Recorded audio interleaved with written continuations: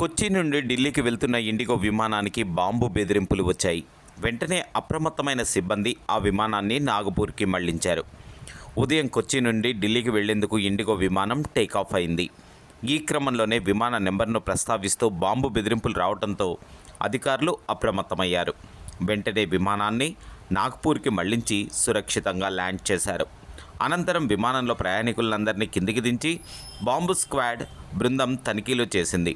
ఈ తనిఖీల్లో ఎలాంటి పేలుడు పదార్థాలు, అనుమానాస్పద వస్తువులు లభించలేదని అధికారులు వెల్లడించారు. ఈ ఘటనపై అధికారులు దర్యాప్తు చేస్తున్నారు.